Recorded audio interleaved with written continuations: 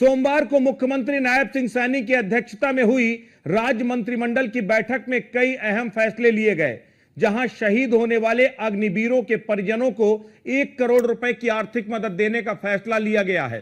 साथ ही भारतीय सेनाओं में अग्निपथ योजना के तहत अग्निवीर भर्ती होने वाले हरियाणा के युवाओं के लिए नायब सरकार ने बड़ा फैसला लिया है। नौकरी के बाद वापस लौटने वाले अग्निवीरों को हरियाणा सरकार नौकरियों में अब 20% आरक्षण देगी। अभी तक अग्निवीरों को 10% का आरक्षण का फैसला लिया गया था। वहीं दूसरी तरफ सीएम नायब सिंह सैनी ने चंडीगढ़ से 2286 लाभार्थियों के खाते में 86 करोड़ 93 लाख रुपए की राशि डीबीटी के माध्यम से ट्रांसफर की।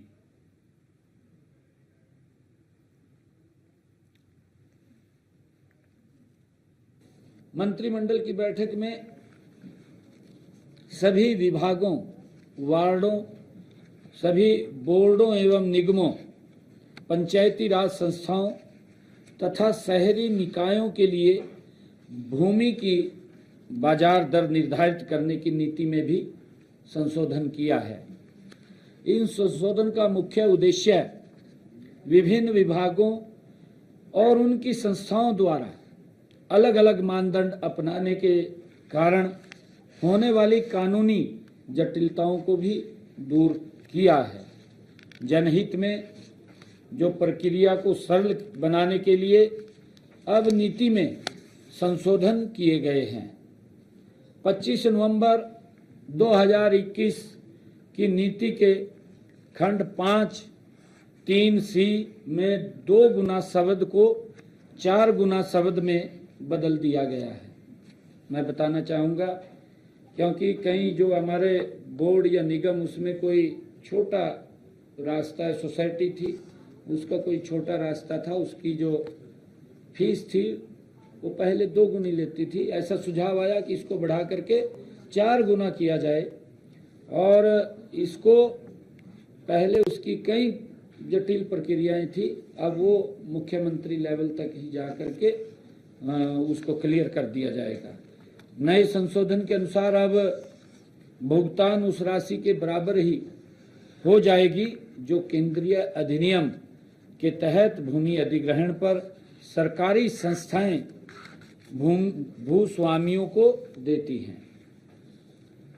मंत्रिमंडल ने यह भी निर्णय किया है कि अब अग्निवीरों को भी युद्ध में शहीद हुए सैनिकों की तर्ज पर 1 करोड़ रुपए की अनुग्रह राशि दी जाएगी। कैबिनेट ने इसकी मंजूरी दी है क्योंकि जो हमारे अग्निवीर थे अगर वो शहीद हो जाते थे तो अब उनको भी उनके बराबर 1 करोड़ रुपए की राशि दी जाएगी। 2022 में केंद्र सरकार ने 3 सेवाओं, सेना के नौसेना और वायुसेना और हमारी ये थल सेना में अग्निवीरों की भर्ती के लिए अग्निपथ योजना शुरू की थी। अग्निवीरों का पहला बैच अगस्त 2023 में सशस्त्र बलों में शामिल हुआ था।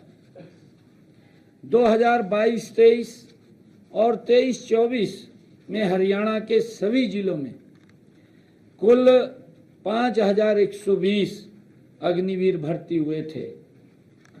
2024-25 के दौरान लगभग 2000 अग्निवीरों की हरियाणा से वो भर्ती हुई थी और अब उनके लिए जो निर्णय कैबिनेट ने किया है ये भी किया है कि पहले ये अलग अलग उसके अंदर कैटेगरीज में रखा गया था कि पुलिस का जो कांस्टेबल है उसमें 10% रखेंगे, माइनिंग गार्ड है उसमें अलग रखेंगे और फॉरेस्ट गार्ड है उसके अंदर कुछ परसेंटेज वहाँ दी गई थी। परंतु अब मंत्रिमंडल ने ये भी निर्णय किया कि कांस्टेबल में उनको 20%, 10 की बजाय 20% वो उसके अंदर किया गया है। हरियाणा में पिछले दिनों हमने अपने बजट के अंदर भी इस बात की घोषणा की थी कि एक एआई हब बनाने का, ग्लोबल हब बनाने का एक परियोजना को आज मंत्रिमंडल ने मंजूरी दी है, जिसका जिक्र हमने अपने जो बजट भाषण के अंदर भी किया था कि हम 2 स्थानों को अलग अलग उनका गठन किया जाएगा। गुरुग्राम और पंचकुला में ये हब बनाए जाएंगे। एआई परियोजना पर कुल 4,474.39 करोड़ रुपए खर्च होंगे, जिसमें से विश्व बैंक से तकनीकी और वित्तीय सहायता भी ली जाएगी।